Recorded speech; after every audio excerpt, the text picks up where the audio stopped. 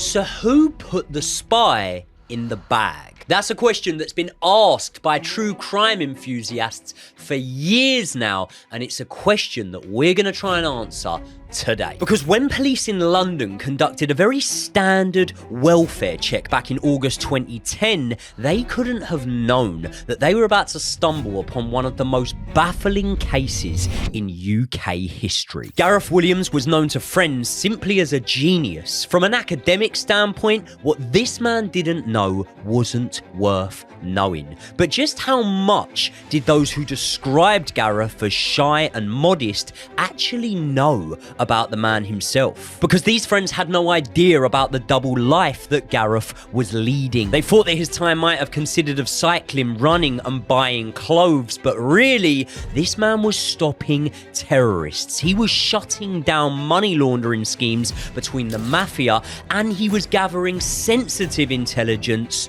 on Russia. To say Gareth Williams was a man in the know would have been an understatement. And that's why when the news broke that he had accidentally ended his own life, there could have been people who would have been relieved. But just how believable is it that someone could die after suffocating once they had locked themselves inside of a duffel bag? Oh yeah, and the keys to the lock of that bag are inside the bag with Gareth. And I'm guessing by the tone of my voice, you can probably tell that I'm not convinced that Gareth Williams put himself inside of that bag. So today we're going to try and answer who did put the spy in the bag. So before we get into this one, we just want to send our thoughts and prayers out to Gareth Williams' family. Obviously, dealing with something like this is incredibly traumatic, and especially in this case, because of the media attention around it. So many salubrious and unfair headlines have been put against this case, and actually against Gareth Williams himself. And so we very much want to, in this episode, honour his memory and try to find out what actually happened to him. So first of all, let me set the scene on what was actually happening around Gareth Williams and around the UK at this time. So the UK is still reeling from the 7/7 attacks on British soil. And with the world looking like a more and more dangerous place, a newly elected coalition government headed by both David Cameron and Nick Clegg found themselves embroiled in covert acts of protectionism across various fronts. This story isn't about full-blown warfare because it's the stuff that we don't hear about on the news or see on YouTube that is often what we should be most worried about. And in 2010, we had serious reason to be concerned because not only was the terror alert at severe, meaning an attack was extremely likely, but also the MI6 and GCHQ, Britain's first lines of defence, were dealing with counter-terrorism plots, domestic organised crime, dodgy diplomats, threats within our own government, and even state-led interference from foreign powers. And the people working at these organisations were often putting their lives at risk on a daily basis. And even though they were some of the best and brightest Britons amongst all of us, there were still reasons to be concerned, and there were still gaps that were being exposed. And this is where we meet a promising young man called Gareth Williams, who flew a little bit too close to the sun. So Gareth was born on the 26th of September 1978 to parents Ian and Ellen, and he actually grew up in one of Josh's favourite places on planet Earth, the Valleys in Wales. I don't know where you've even got this from. No, never like a hit TV show. There was a hit TV show that's now been scraped from the internet. Yeah. So maybe MI6 had something to do with that as well. Or it was just a bit distasteful. Who knows? He actually grew up speaking Welsh, and this may surprise you. I mean, if it does surprise you, you haven't done your research on the case too much. But what I find amazing at the fact that Gareth was, let's be honest, a brainbuster in school. He was as academic and excelled as much as you possibly could. What I actually found really, really strange about that was the fact that he grew up speaking Welsh, right? So can you just do an impression of saying for our American viewers? No, I'm joking. Welsh? Can you explain though that there's another language? I mean, Welsh is completely different to English. It's a Celtic language that is so far different to our English language. It could not be Explain. Personally, it's not, someone having a different accent or something like that. It's different words, different letters, spelt different ways. Something that me and Josh, maybe Josh a little bit more so than myself, but we wouldn't be able to understand what someone's saying, would we, if they were speaking Welsh? And I've studied Old English, mate. So there you go. I don't understand Welsh in any way. Ye who does a lot of studying. Yeah. That was what you always say. So yeah, the fact that he didn't have English as his first language really does show how clever he actually was. This guy do you know was what a genius do you know what level. Age? He didn't speak a word of English until. Was it like 7 years 7 off? or 8. 7 or 8 Crazy. years old, didn't speak a word of English, right?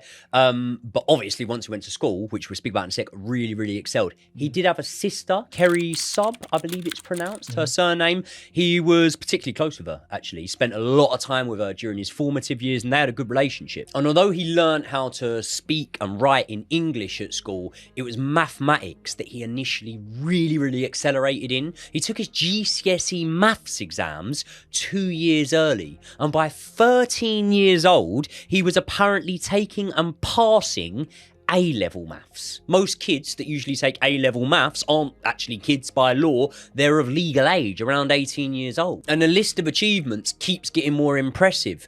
Gareth Williams had passed university before he was legally of age to finish high school, achieving a first-class degree in mathematics at just the age of 17. I don't think that could be overestimated, what a massive achievement that is for a kid as young as he was to get a first-class degree. I didn't even get a first-class degree, and I was there until I was 21. Yeah. So that tells you everything you need to know. I couldn't have bought a first-class stamp at 17, I don't think. Yeah, super smart guy. And this is the thing, like the people that are often put into these roles in serious spy level GCHQ level people, they are like genius to a whole nother level. Like we're talking about some of the brightest people in the UK and sometimes from abroad as well. So what we're trying to do is paint a picture. This guy was super intelligent. Do you know what colour you would use if you were going to paint a picture? Go on then. You'd use a lot of red felt tip. Yeah. Do you know why? Go on. Because they called Gareth the Red Bullet. Do you know this? Yes, but why did they call him the Red Bullet? His uniform was red and he was really quick on a bike. Oh, is that basically. what it was? Yeah, so he was he was sporty as well. Yeah, very, very sporty. He was part of Holyhead Cycling Club, and that's where he donned the nickname, the Red Bullet. Really, really athletic, and obviously way more so even to a sort of competitive level. He didn't have a girlfriend or anything like that, or wasn't known to be dating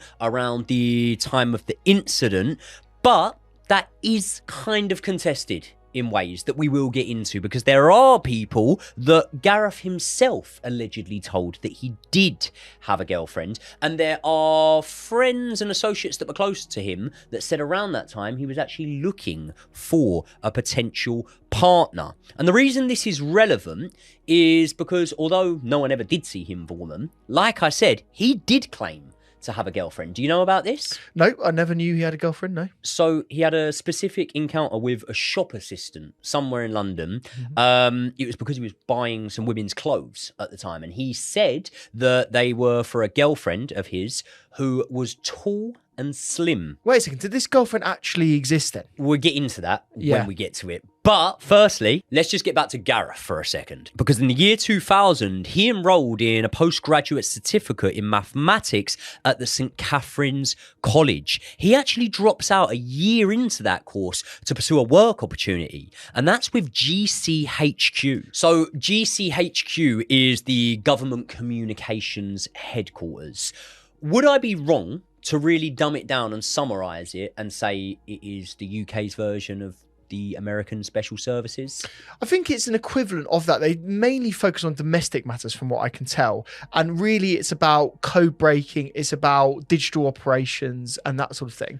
They give intelligence though, don't they? They do give some intelligence. And stuff like that. Yeah. Massively important and crucial that you don't make mistakes in these roles. And what is fascinating about this, being a bit of a quiz man myself, having to formulate quizzes, GCHQ, I can never bloody say it, by the way, they actually put out quizzes in their own right to say, would you be able to get into GCHQ based on your level of intelligence? Don't tell me you're in. And by the way, no, this isn't to set me up. I've included some of those quiz questions in quizzes before. No one can ever get them right. They are so devilishly difficult. But also, they're one of those questions that they're all logic based. They're not based on like, do you have this memorized, or do you have this piece of information in your head? It's like, can you figure this question out? And if you're of the level of intelligence that Gareth Williams was, you can get in and do it. But like I say, the key thing that I want to signify here is you have to be super smart to work there, and the people that do work there are doing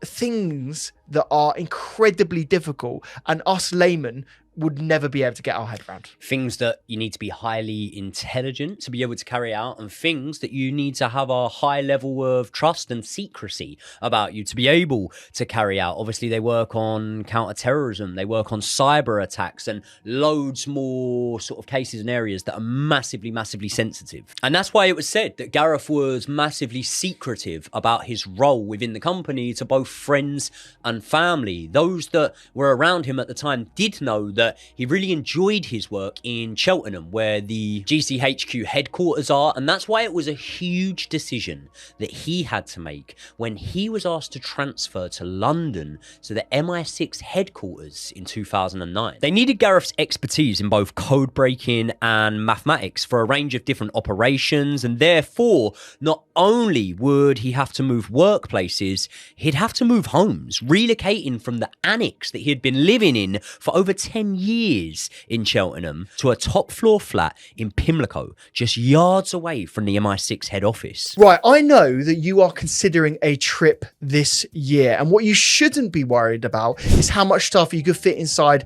your checked bag. What you should be worried about is how to get internet throughout the time that you are away. And that is where our favourite eSIM of all time, Saily, come in, and the only one that Joey and I use. Because Saily is an app that gives you instant mobile data in over 200 destinations. And that's without all of those ridiculous roaming charges. Yep, that means no physical SIM cards, no queuing at shops when you arrive, and definitely no relying on those dodgy vending machines when you get into airport arrivals.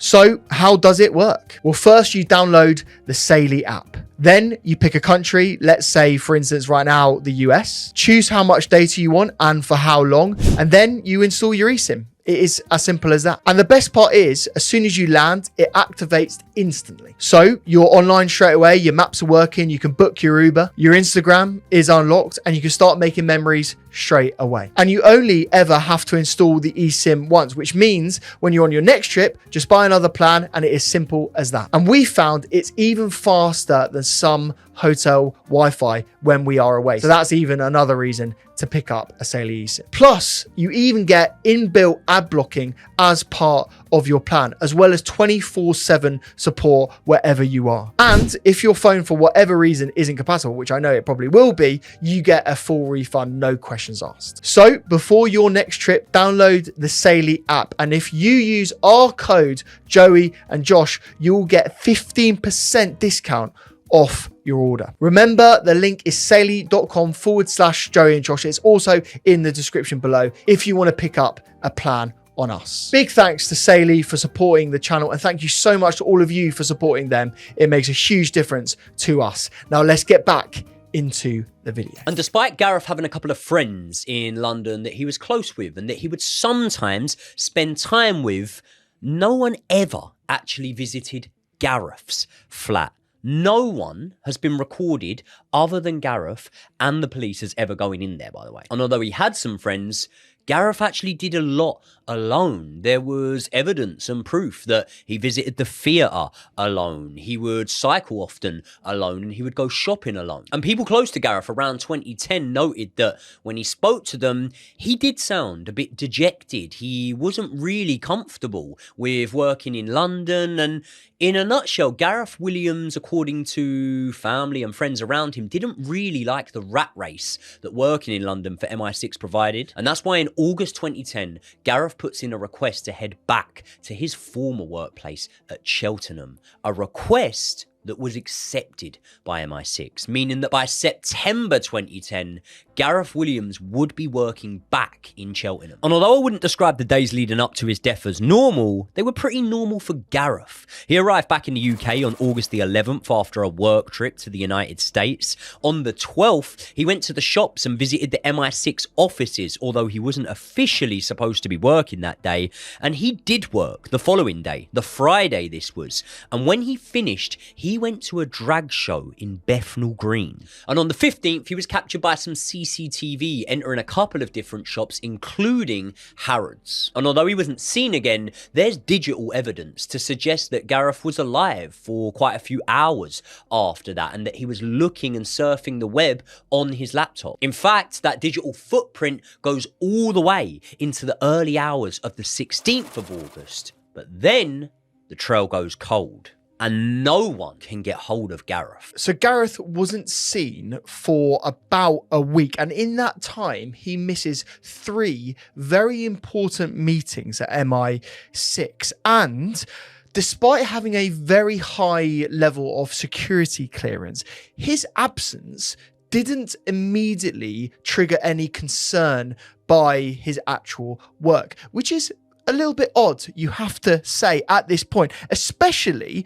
when the welfare of MI6 agents is at the heart of what they do. Protecting people and making sure that they're all right is key to many of the operations that MI6 actually do. So yeah, it was actually Gareth's sister, Kerry, who actually raised the alarm, which then started the search for her brother. She basically became more and more worried about Gareth, and on the 23rd of August at around 11:30 a.m, she actually calls up MI6. She calls his work and says, "I haven't heard from him. Have you heard from him? Are you concerned about his whereabouts? I want to know what is going on with my brother." And fair play to her persistence, because her persistence actually indicated some actual action on the part of the people that were associated with him. She was the only one that really seemed to care at this point. And perhaps even more strangely, after this call from Kerry, MI6 didn't let the police know that Gareth was missing for 4 hours after that call. It just doesn't quite make sense. Maybe they were doing their own checks. Maybe they were trying to find out what was going on with Gareth by their own means or their own right. Maybe they were sending their own people round. But in a potentially criminally associated moment, they weren't actively helping the police at this point. It would suggest, and you would hope it would suggest, that they must have been doing something themselves. Because realistically, right, if you don't really know what has happened to Gareth Williams, then you don't know what could have happened and potentially what information he could have given away and stuff like that. It would very much be in MI6's interest to act as quick as possible. So again, I'm just as confused as you seem to be there in terms of why they wouldn't report that. 100%. So after 4:30 and that point then on, police actually do start to find out more information about this case, and obviously MI6 let them know that this guy Gareth is actually still missing. So at this point, PC John Gallagher gets the call, and him as a lone police officer is sent to do a routine welfare check at the apartment that Gareth had, which was at 36 Alderney Street in Pimlico. And when he arrives, he actually meets the letting agent who has a spare key to the flat. So when PC Gallagher actually gets there, he notices that the door has actually been double locked using the key from the outside. So clearly at this point, there's been no signs of forced entry and no one has actually tried to break down that door. Basically, everything at this point seems incredibly normal. But when he gets inside the flat, that is far from what the case actually is. And that's because as soon as PC Gallagher gets inside of the flat, he notices something very odd indeed. Because, as we've said, this is pretty much during the middle of summer. It's well above 20 degrees outside, the ambient temperature. But inside the flat, all of the radiators have been turned on to the full setting of heating, which is the first thing that PC Gallagher finds very, very strange indeed. And while the majority of the apartment looked incredibly tidy upon initial inspection, there were a few things that stood out to the officer as he looks around that small flat. On a table in the living room, there were a pile of items, including an Apple laptop, 2 iPhones, one, most importantly, being completely wiped to factory settings, multiple SIM cards, and then there were some luxury women's makeup items, as well as a very brightly coloured female wig hanging from a chair. Resting amongst the technology were also some other letters and notes, but there was something more strange than anything else. There was a newspaper clipping that was actually entitled "The Top 5 Regrets of the Dying." And as Gallagher moves on through the house, he goes into the spare bedroom where he sees an astonishing collection of women's clothes. So much so, there was around £20,000 worth of clothing. Some of it was in wardrobes, others was in boxes, but all of the garments seemed immaculate. They were pristine. It seemed like many of them were completely unworn. Alongside the clothes, there was also 26 pairs of women's footwear, including shoes and boots. And there were several other wigs in their packaging. Moving on to the main bedroom, the duvet cover and a toweling dressing gown were thrown on the floor. And there was also some cash found inside the flat, upwards of £1,000 I've read when doing the research, which indicates that while someone may have been in the flat or may not, there certainly was any burglary or that sort of thing, because there was cash basically lying around. It's not a robbery, mate. You don't leave £1,000 there if you're going to go and do that. Exactly. And that wasn't the only valuable item left either. So, but while he was in the upstairs area, PC Gallagher felt that there was something very wrong. He smelt something incredibly overpowering. He follows that smell into the main bedroom's ensuite. In there, he finds a large red North Face duffel bag lying in the empty bathtub. Initially, he looks at the bag, and what was clear is that it was locked from the outside with a small brass Yale padlock enclosing the 2 bag zippers. And so PC Gallagher looks at the bag and tries to see what's around it. Obviously, it's in the bathtub.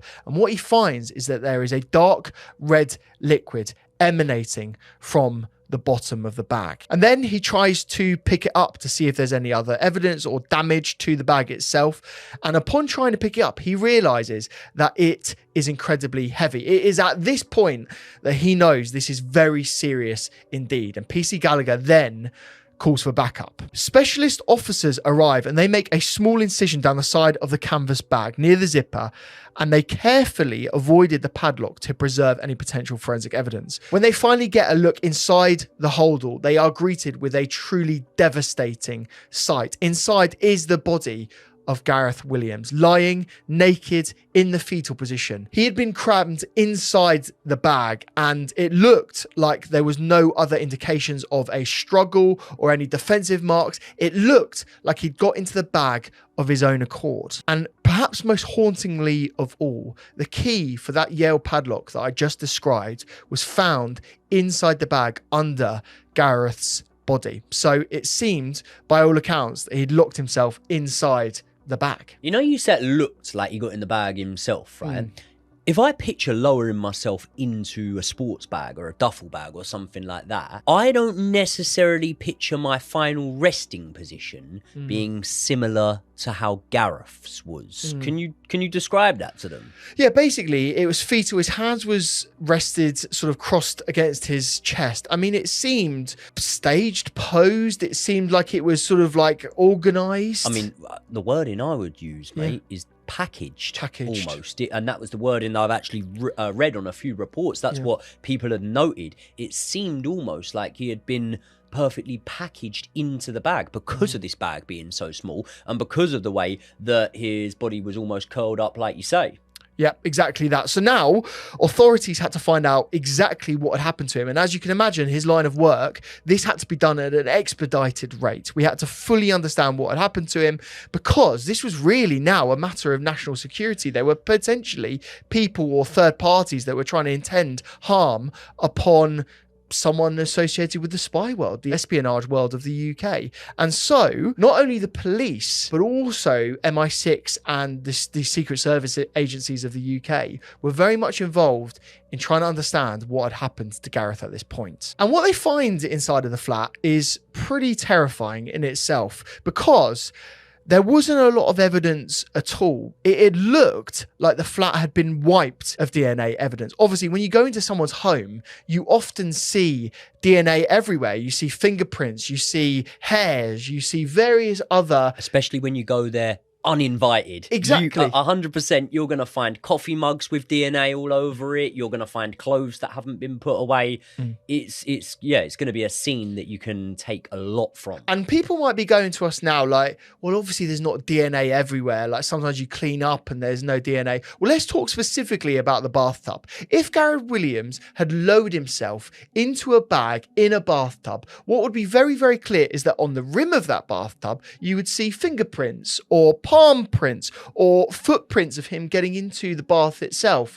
Obviously being naked at that point. He wasn't wearing socks, he wasn't wearing shoes. They didn't find any of that in the bathroom, which is incredibly, just say at this point, unusual. I'll tell you what else they didn't find. Go on. They didn't find drops of sweat from Gareth's body. There would have been sweat all over that bathroom. The temperature of the flat was really high, and the man's trying to get himself into a duffel bag. Believe me, there would have been sweat all over, in my opinion. But that wasn't something they were able to find. Nope. And just quickly, when you say about the fingerprints in the bathroom, I'm assuming that they were able to find fingerprints on a radiator in the kitchen, other rooms, surely. Absolutely not. There was nothing. It was wiped completely clean. Well, exactly. And as you say, wiped clean. That's exactly what that suggests to me, Josh. It does. How many cases have we looked at and me and you have sat there and thought, that much in the way of no evidence is almost evidence. If someone has been that thorough in a clean, then I'm going to suspect maybe there could be some third-party involvement. But let's not get ahead of ourselves. Let's not get ahead of ourselves. And let's talk about the padlock for a second, because we're still on the DNA point here. Obviously, you would indicate if someone had locked themselves in their own bag, there would be evidence on the padlock, on the lock itself, even on the key underneath him, and there was nothing found associated with that. Well, I personally would assume that there would definitely be DNA evidence on the padlock from someone or from Gareth himself. There's a lot of people that I've seen online when they've spoke about the fact that you don't actually need the key to lock the padlock, do you? You just need to push down the padlock. But someone still physically has to do that, Josh, and there's no sign of that. And that brings us to the possibility that he could have got himself inside the bag, as I say, and that is potentially one simple explanation of this situation, and that would be that it was self-inflicted. Perhaps Williams had been experimenting, or perhaps he'd been into some rather salacious activities. And you see, the thing is that Gareth did have a record of being into, let's describe it as some BDSM activities. He was actually caught red-handed in a quite precarious situation. This goes back to his time in Cheltenham in 2007. At the time, he was renting a very small flat of a couple called Jennifer and Brian Elliot. One night at around 1:30 a.m, the landlord who lived alongside that flat actually heard Gareth shouting and begging for assistance and some help. So immediately upon hearing him shout for help, they opened the door using the spare key that they had, go into his flat, go into his bedroom, and find him lying just in his boxers on his bed, and basically he was handcuffed or tied to the bed frame itself. He said he basically was interested to see if he could escape. It was an escapology element of his personality that he was trying to explore, and he was very embarrassed, and he thanked them for the help. And then obviously they actually had to cut him free. Like, it wasn't like they could get him out of it. They actually had to cut him loose to get out of these sort of like shackles that he was in, effectively. I think it was actually rope that he was using more than handcuffs. But basically he was tied to a bed, and the landlord was then asked by Gareth to just forget about it and not make a big thing of it, because quite frankly it was a bit embarrassing and he didn't want to make a big thing out of it. And from that point on, there were no other sort of like recorded incidents of similar things like this. But is it a recorded incident? Well, it was said in the inquest, so it is in testimony. I know it's part of the case, and it's a very well-known part of the case, but obviously I'm always looking for, okay, yep, cool, who can comply with that story, who can back it up. Obviously the only witness to that is Jennifer Elliott's husband, Brian, but no one from Gareth's side has ever backed up that story. He never relayed that to anyone. No, and this is where we get into an element of this case which is rumour and opinion and very murky Okay, so the landlords actually felt that this wasn't an element of escapology, which is what Gareth actually said it was. They felt that it was sexually motivated. The scene that they looked at, as they went into the room, they felt that it was sexually motivated. And again, who are we to judge? That's just might be what he was into, and maybe he wasn't. Maybe there wasn't a sexual element. Again, it's never truly understood. I don't think anyone will ever really understand what the motivation was, but that's what the landlords have said. And while there are no other incidents documented where he would do this again, police did search his laptops and other devices, and on there were visits to bondage and sadomasochism websites, and there were images on those sites of people being bound or tied, as well as some do-it-yourself guides. And there were even searches about being hogtied, which is obviously a specific way of being bound. However, the thing is that when police searched the flat, they didn't find any paraphernalia related to being tied or bound. And yes, it is clear that he did visit these sites, but the coroner and the inquiry afterwards said that he visited these sites so sporadically and so infrequently that to say that he was into this sort of thing is a huge leap. Yeah, and also, like, that there is assuming we're taking accountability for everything that's on every single webpage we ever visit, right? You may visit a web page that may have an advert for Amazon in the corner. And technically, when they look into your records, you visited Amazon that day, but you didn't. And that's what I'm saying. It's very, very hard when you're looking, especially at the search history of someone like Gareth Williams, to distinguish what on that website he was looking for. That website which had multiple features on multiple pages. And yes, Gareth might have wanted to experiment. Maybe he was into getting into this bag. Maybe he was into the escapology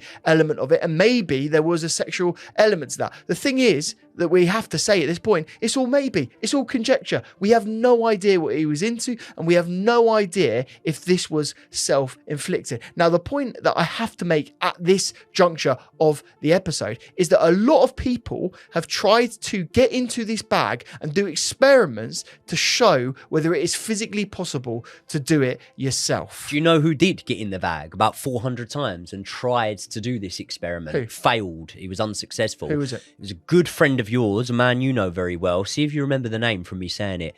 Peter Faulding. I don't know the name. Peter Faulding was the man that kept searching the river and said there's no way that she's in this river about... Nicola Bulley, the Nicola Bulley case. Yes. That was the guy. Yes. So Peter Faulding. He was the sort of survival expert in that case that was speaking about the temperature of the river that she had fallen in and whatnot. And he was the man that actually got in the duffel bag and attempted to do it.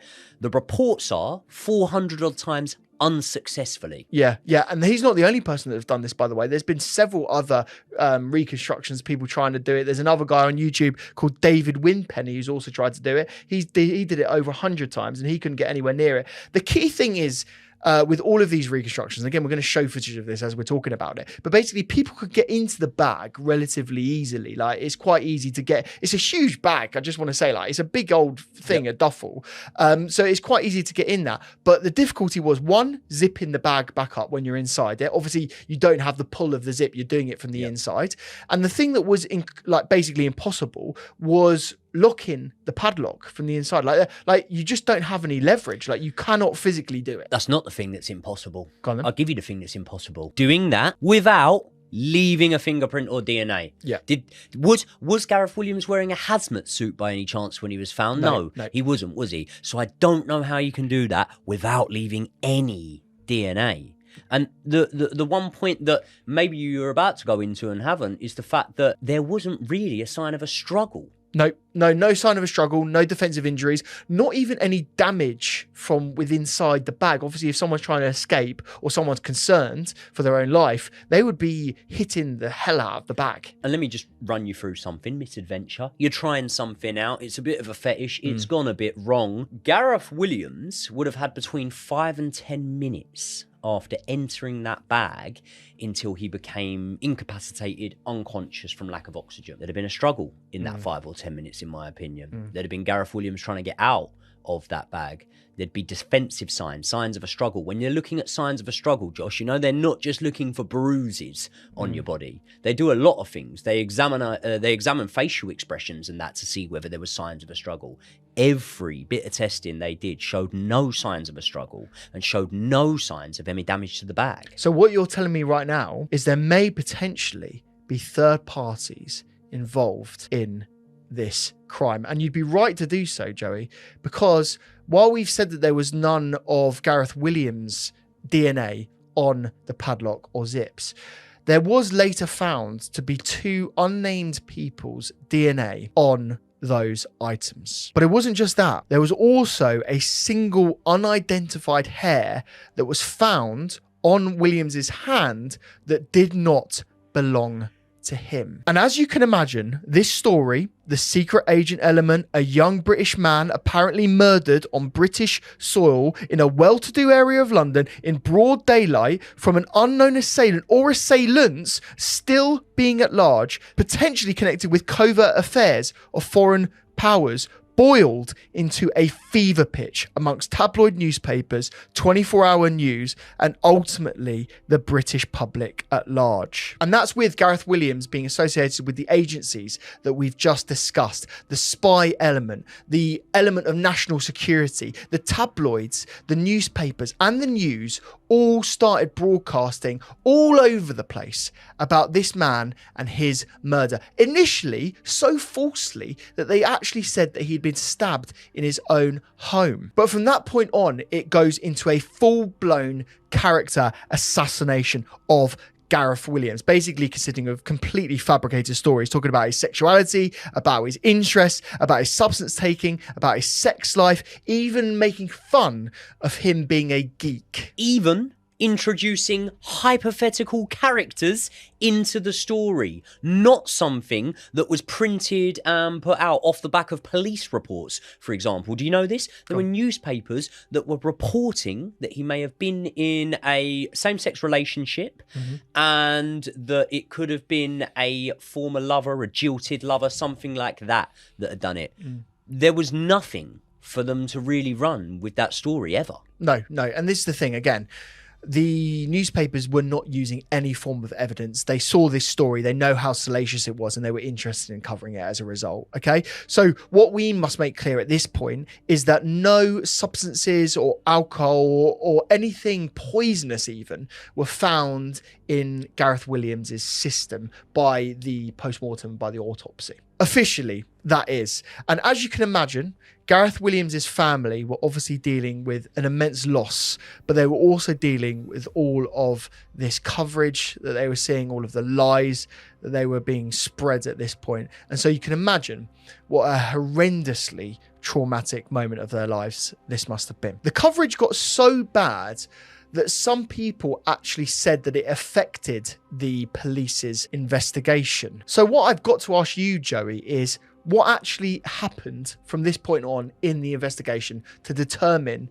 who had actually caused Gareth Williams harm? Yeah, and it's funny because you say who, because to me and you sitting looking at the case now, we're kind of leaning heavily towards third-party involvement, maybe. That's the way it's been laid out, and that's the way we're interpreting it. But our feelings wouldn't necessarily reflect that of the police force, because the initial reporting was that his death was suspicious and unexplained, but within 5 days, the police actually start to feed the media with information that Gareth was likely the victim of misadventure. And the investigation began immediately. However, it was halted on the 1st of September when they were informed that Gareth's post-mortem had been unsuccessful due to the temperature of the flat and the decay of his body. It meant that they were actually unsuccessful due to that lack of decomposition. And therefore, although they were able to distinguish that there weren't drink, substances, or poison within Gareth's system at the time of his death,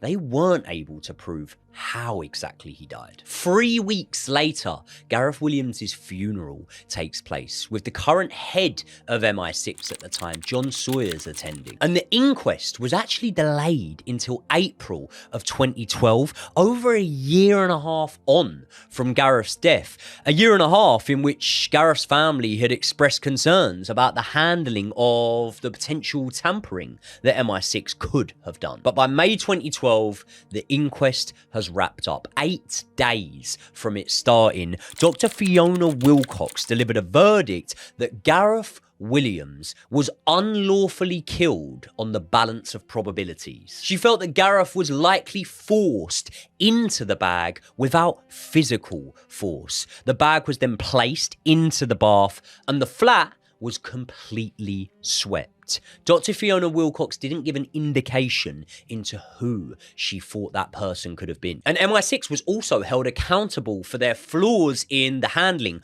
of the case. They knew that it was not within Gareth's character to not turn up for work, yet they didn't report this for a whole week. They also failed to disclose multiple memory sticks that they had took from the crime scene. They spent 18 months working on forensics from Gareth's hat, only to realise that it was one that their own detectives left at the crime scene. And it was proven at the inquest that Gareth did have £20,000 worth of women's clothes in his home, but his intentions with those clothes weren't proven, and therefore the speculation that he had those clothes for sexual motives is that, in my opinion, speculation. And Gareth's family agreed with the decision. They also believed that someone who, in their opinion, was highly skilled in the dark arts had harmed Gareth and was desperate to get rid of the evidence. Gareth's poor parents actually had to remove themselves from the courtroom at one point, as there was a video being shown with a demonstration of how the court felt that Gareth actually got into the bag. And ultimately, Gareth's family didn't really feel like they got out of the court case what they wanted to. They, along with many others, kind of felt like the whole third-party involvement was quite obvious, and therefore maybe they just felt that that was a given, and what they actually wanted to know is who was the third party? Who was responsible? And what was MI6's involvement? So as you can imagine, the parents of Gareth Williams were shocked. A year later, when the Metropolitan Police come out and conclude that Gareth's death was probably an accident. They argued that there was no forensic evidence of anyone else in the apartment, and also no signs of a forensic clean like we usually see with high levels of bleach, for example. They also questioned the validity of the claims that Gareth couldn't have got himself in the bag, because although Peter Faulding and another expert had failed, they cited examples where people had managed to get in the bag. Just quickly, Josh, do you know one of the examples that they cited you would imagine would be a man of similar proportions to Gareth? Yeah, of course. It'd be a similar age, similar build, similar type of person, because that's the only way you can do a proper reconstruction, surely. Surely, you would imagine. They used a 14-year-old girl for that one that I'm talking about. Another ex-army man was able to do it. Do you know this? He was able to lock himself in the bag. An ex-army man. Don't know how he did it, but I'll tell you what he didn't do. He fucking didn't do it without leaving any fingerprints. I'll tell you that. Yeah. No one did, by the way, mate. No one's ever been able to. So he managed to actually do the lock. He managed to padlock himself in. There are reports that an ex-army man was supposed to have managed to do it.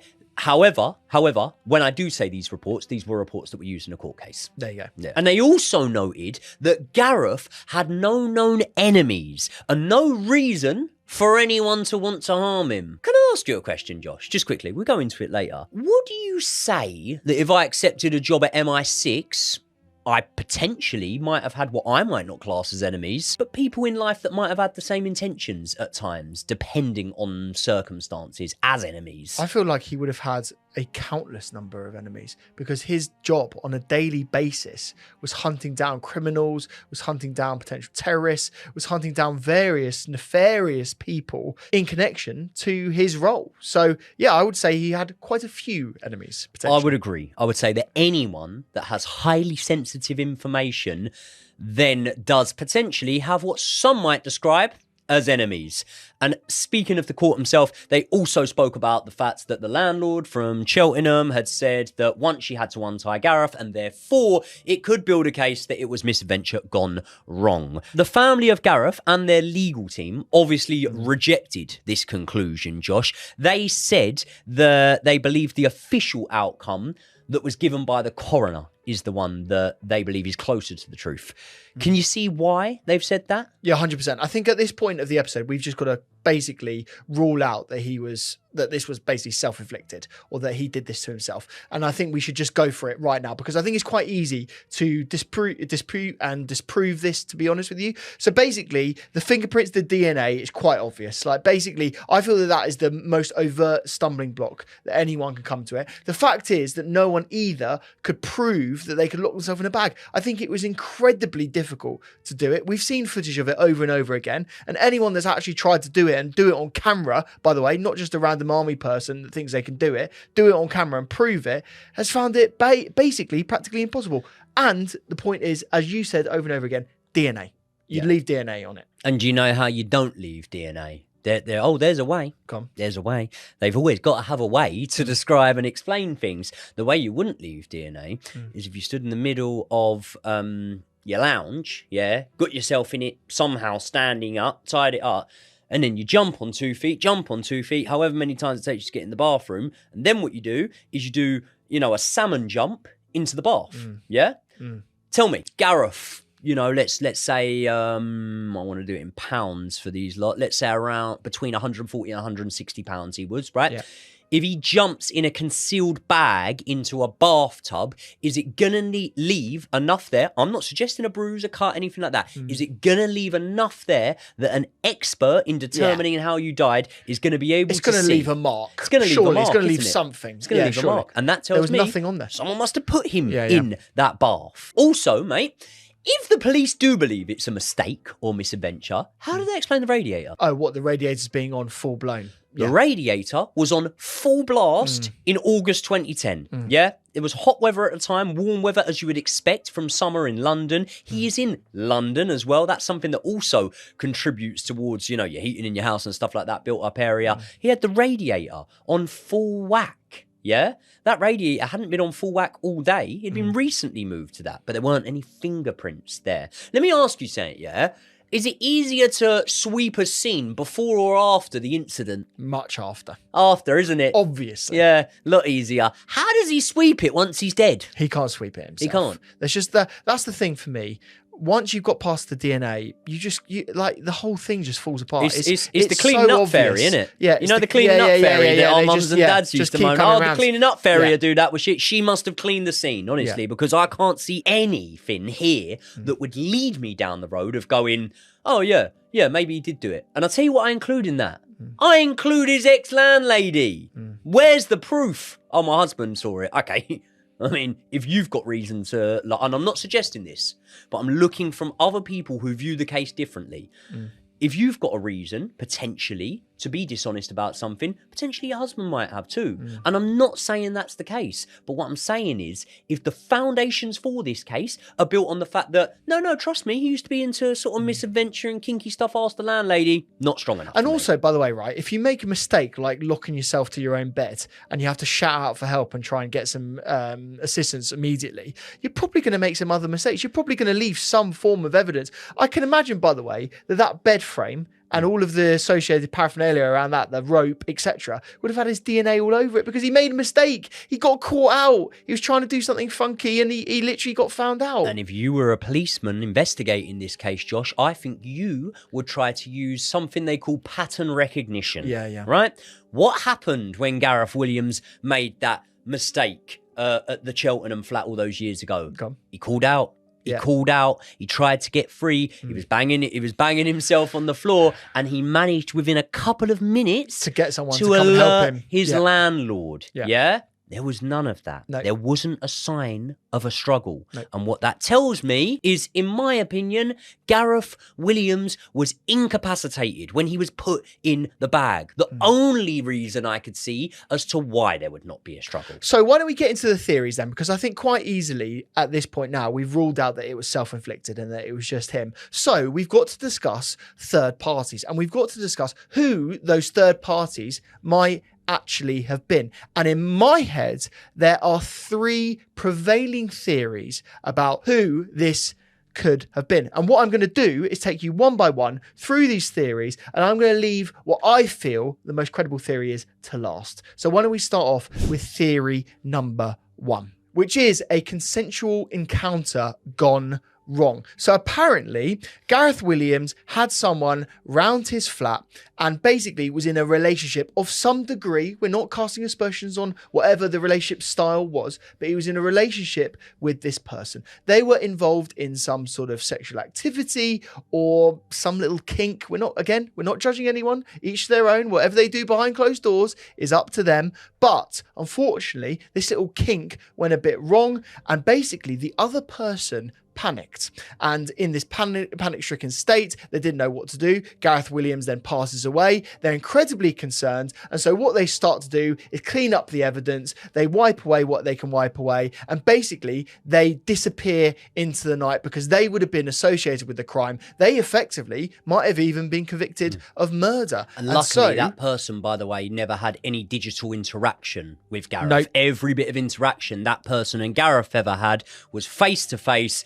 and conveniently out of the way of CCTV and stuff like that. Exactly. And I suppose the main flaw of this theory, beyond the most obvious one, which is obviously the proof, CCTV, etc., would also be the fact that this friend who has just seen this person pass away and potentially be implicated in murder had the wherewithal and the forethought to be able to very clearly clean up the scene, forensically get rid of any evidence, make sure that nothing of theirs was in the potential flat in terms of DNA, and therefore was able to make their escape. Now, I'm sorry, but a lot of people dealing with situations like this, they react quite scared, quite panicked. They often operate very quickly because they don't want to be associated with the scene. They don't want to be anywhere near it. And so they make mistakes. And in this case, in this scene, there were no mistakes. It was clean. There was no DNA clear there at all, other than what they found on the padlock. So for me, this is one of those ones that I just think you can bat off quite quickly. And I actually think this theory tells you more about what the potential real outcome could have been, because what a lot of people say is that they use this sort of sexual crime motivation as a means to discredit Gareth Williams and actually throw people off of the scent of a potential real motivated professional hitman or woman that has been associated with this crime. And unfortunately, which I'll go into in a very short amount of time, there is record and there is precedence to crimes of this nature being connected with much more serious crimes. I personally know firsthand from the amount of coverage that we did with the Jay Slater case and things like that, there is, in my opinion, a sentiment amongst the British public, and this might sound really, really bad at times, but there is a sentiment amongst the British public sometimes of, if you play silly games, you win silly prizes. And unfortunately, I think that was a sentiment that was shared around the Jay Slater case at first when he went missing. And I think that was a sentiment or a attitude that maybe the media and the newspapers at the time were trying to lean into from the British public, trying to say, oh, look, he was doing this weird stuff, whatever. It doesn't change anything, mate. We still need to get to the bottom of what happened. Yeah, this is the thing. And a lot of people hiding behind the salacious nature of potentially what he was into. And I think that is obscuring the reality of what actually happened. And the reality is, mate, the argument has become, is it true or is it not true that he was into X, Y, and Z? He could have been into everything. It doesn't matter. Yeah, 100%. So let's go on to theory 2, which is a British intelligence cover-up. So the fact of the matter is that the people that Gareth worked with, at the very least, were negligent, because, as we've said in this episode, they didn't immediately report him missing, and outwardly it didn't seem like they cared that much about his welfare. Bearing in mind, he was missing for a week, he missed 3 key meetings, and then they didn't report him missing after his sister had to call up for 4 hours. Just a quick one with this, right? Bearing in mind, we've said that whoever was in that flat, and whether or not they're led by an organisation or a higher power or whatever, we pretty much think that apart from one hair, they were meticulous, yeah? If they were meticulous in the actions at the crime scene, why weren't they meticulous in their actions therefore after?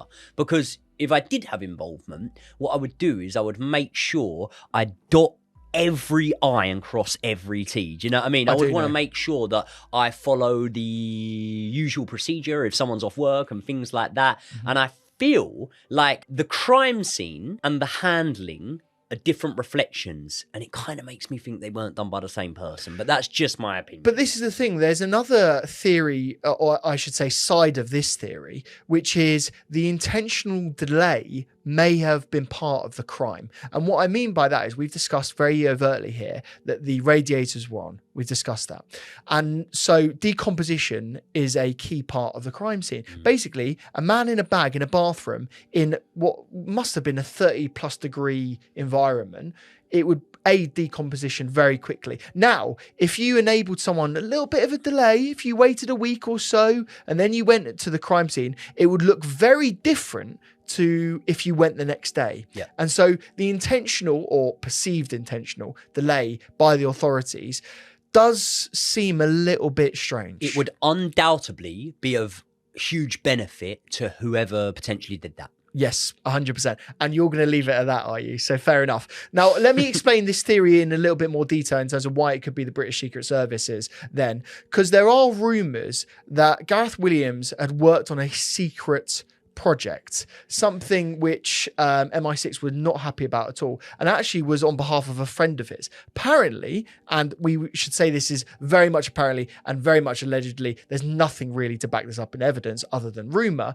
Apparently, he was looking into a former US president, Bill Clinton, and his affairs. So basically, he had leaked some information to a friend of his, after a request, and as a result of that, the MI6 bosses were incredibly unhappy, and this dark underside to MI6, which is often counter espionage. And what I mean by that is looking at the people from within your own organizations and trying to find out if they're double agents. They were looking at Gareth Williams at this point, and they were very unhappy with what he was doing, especially in relation to this Bill Clinton element. And there is evidence that may circumstantially support this theory, in that MI6 withheld over 9 memory sticks that were found in Gareth Williams' office from the police, which initially makes sense because they could have sensitive information on them, but you can also start thinking how this might have affected the investigation. So the delay, the weird things about withholding information from the police,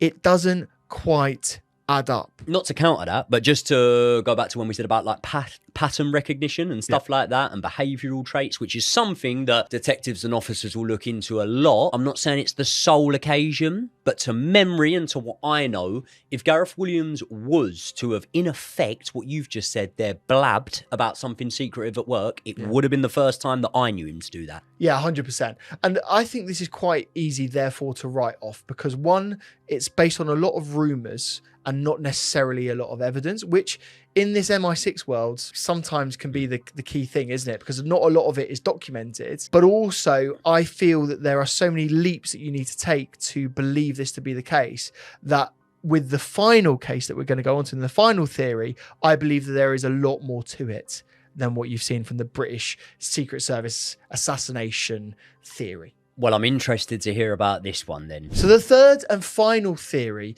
is that this may have been an assassination by the Russian intelligence authorities. Now, we should say before we get into this that this could actually be any foreign power, and in fact could even be a domestic hitman theory, because a lot of what we're going to allege could be different people and different connections around it. But we're going to go with the prevailing theory of what a lot of people believe, which is that this was related to Russian interference. And here is the reasons why. Because at the time of his death, Gareth was working with the NSA in America to track an international money laundering scheme used by Moscow-based mafia cells and an organized crime group. The context that we have to talk about is that there were alleged Russian assassinations in England several times previously, including Stephen Milligan, who was a Conservative Party MP for Eastleigh and was a rising figure in John Major's Conservative Party. He died in 1994, and he was found dead in what I can only describe as very similar circumstances to Gareth Williams, which is why we're mentioning it at this moment. Basically, there were highly sexualized circumstances in the scene. He was partially dressed in women's clothing, he had a plastic bag over his head and a ligature around his neck. His death was officially recorded as misadventure due to autoerotic asphyxiation. But as you can imagine, the connections between Gareth Williams and Stephen Milligan are too obvious to ignore. But it doesn't just end there, because I'm sure you will remember the case of Alexander Litvinenko, who was murdered in London with a radioactive substance called polonium-210. A UK inquiry later concluded that Russian agents were responsible and that Vladimir Putin had personally and probably approved the operation. And then there was the Dr. Matthew Puncher case, which was in relation to the Litvinenko story as well. And the reason why I say that is because Dr. Matthew Puncher worked for Public Health England at the Hartwell site in Oxfordshire. He became a crucial, if yet unseen, figure in one of the most explosive murder investigations in modern British history, which was that of Alexander Litvinenko. Puncher helped calculate the quantity and distribution of the radioactive substance inside Litvinenko's body, work that framed the scientific backbone of that public inquiry, which was so important to Britain to try and find out what actually happened. And in May 2016, just months after the inquiry's findings were published, Puncher was found dead inside of his own home in Oxfordshire. He had actually bled to death from multiple stab wounds to his arms, chest and neck, inflicted, most importantly to say, with 2 different knives. Despite the violent nature of what must have been the scene, the coroner recorded a verdict of suicide, citing a lack of defensive injuries or evidence of another person's involvement. But for some commentators and theorists around this case, there were too many coincidences and too many obvious things about the crime that didn't quite add up. And so people still link this with Russian involvement. And it doesn't end there. There's still more to this. In March 2018, you also had the Salisbury poisoning incident where MI6 double agent Sergei Skripal and his daughter Yulia were poisoned, given that Novichok nerve agent in what the UK government called a Russian state assassination attempt on UK soil. A later UK public inquiry found that Putin may have ordered this Novichok attack. So you might be asking, why have we gone through all of these cases and how are they related to the Gareth Williams case? Well, it comes back now to 2015 via Boris Kaprichov, a former KGB major who defected to Britain.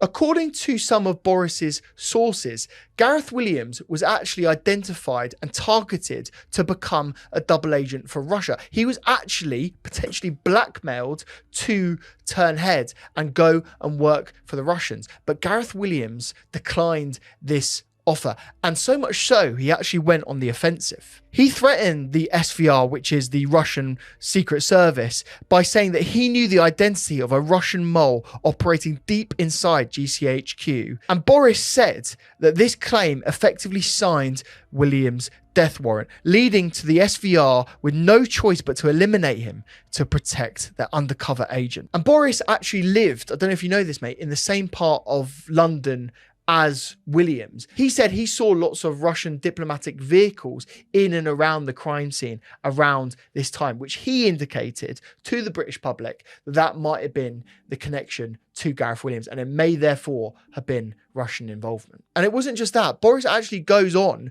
to identify the potential way that Williams was actually murdered. He said that Russian agents could have given him a dose of poison via a syringe without a needle in it, actually through his ear. And if they had done that, there would have been no signs in the autopsy because the poison would have been fast acting, and therefore there would have been no outside signs either because of the way that the poison was administered. Can I ask a question? Go on.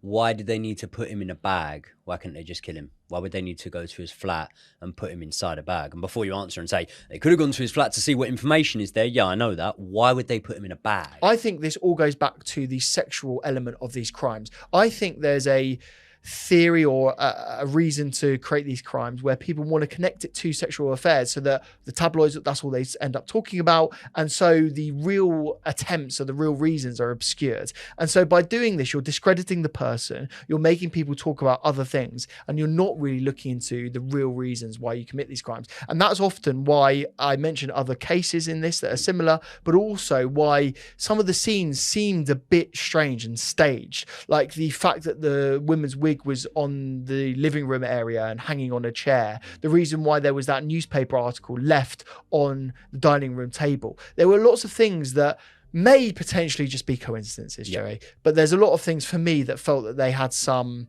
staging or some premeditation. Do you know what I wish I actually had here to be able to maybe feel like there was a lot more weight and I was able to believe that potentially this was a theory that could be true?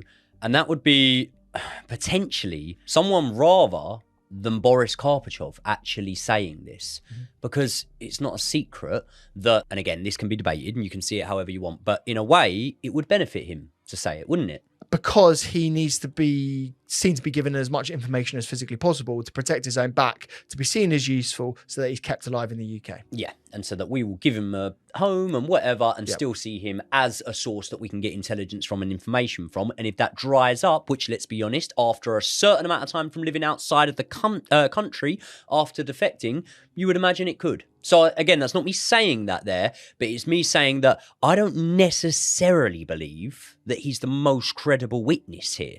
No. And look, there's clearly some tactics that have gone on, smear tactics against Gareth Williams' name, stuff in the press, which quite frankly, you could have various connections with different agencies and people in different locations all around the world. And I think the clear thing that I would say here is that there have been 14 other potential killings that are associated with Russian state interference on British soil. Why were they associated with Russian state interference? Don't know.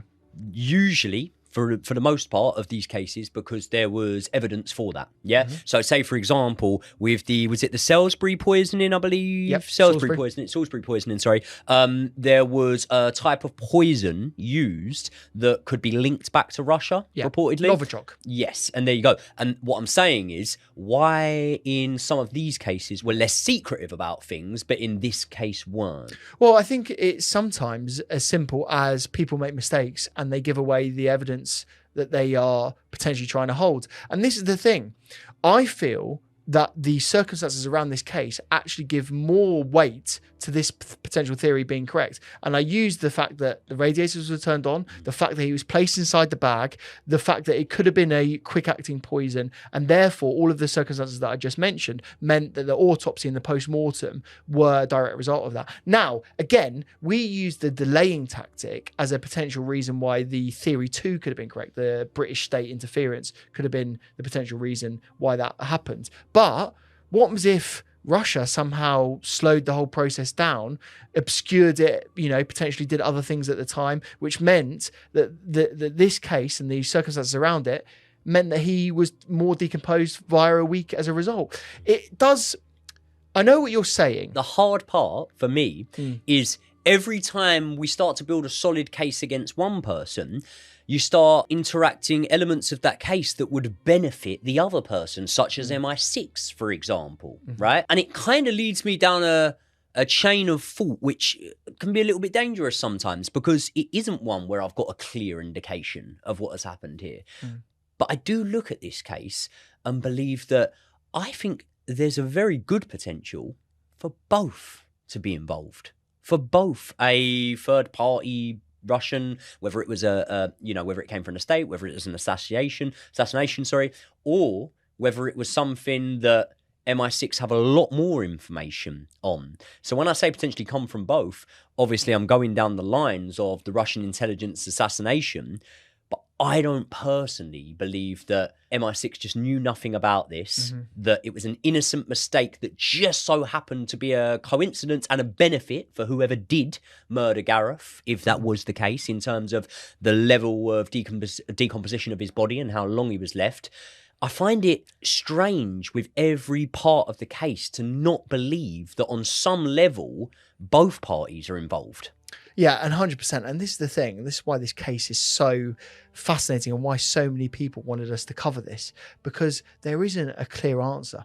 There isn't an overt piece of evidence. There isn't an overt reasoning that anyone could give. There isn't really, beyond what I've just mentioned, a prevailing theory. A lot of people have different thoughts of what actually happened to Gareth When you Williams. say a prevailing theory and a clear answer, I would push back against that a little bit and say it might not be the answer, but I do think in researching, I did get an answer. What out is of this it then? case. Gareth Williams did not get into that bag on his own. This No. wasn't a case of misadventure. This wasn't a case of S&M gone wrong. It wasn't a fantasy. That's not what happened here. I think that the pathologists and whoever checked his body were right. I don't think there was a sign of a struggle. I personally don't think that that's because Gareth Williams was conscious and in fear of that person, knowing that he couldn't put up a struggle, say, for example, a pistol to the head or something like that. That's not what I think, because your body's nervous system will kick in when it starts to shut down, and then there will be signs for struggle. I personally believe that Gareth Williams was unconscious when he was put into that sleeping bag. But the hard part for me comes the coincidence in the delay of reporting his body. I think what is clear is that this will continue to be murky for a very long time. And I hope that we get some more detail on this case in the future. I hope some of these classified documents one day are released and we actually get some, I suppose, evidence that the authorities know that we might not otherwise know. But what I do know is that a lot of people were asking us to cover this, and so that is why we've talked about it on the channel. But more than anything, I'm interested to know what you think watching this video right now. Put your theories down in the comments and we will go through them in great detail. And if you guys have any information that we haven't yet covered, we will talk about it either on a live stream on the channel, or we will do another follow-up video, because the beauty of this channel is you guys are often telling us things that we don't even know and we can't even find by the research. And that's because you guys are true crime experts, much more than we would ever profess to be. So with that being said, thank you very, very much to all of you for your suggestions, for your support, and for watching this video. And if you have made it to the end of another video, I know for sure you would like to give your say on what case you would like to see us covering next. If you want to do that, you can become a member of the channel. The members of the channel actually have a real power in determining what we talk about, what we cover, and when we do it. So that's linked in the comment section below. And just quickly, people, huge announcement for those of you who have been persistently asking for it. We are on Spotify. That's linked in the description right now. And also, if you liked today's episode, then I am absolutely sure you are going to love the episode we did on the murder of Jill Dando. That's linked on screen now. Thank you so much to everyone for sticking around to the end of another video. We will see you all in the next one.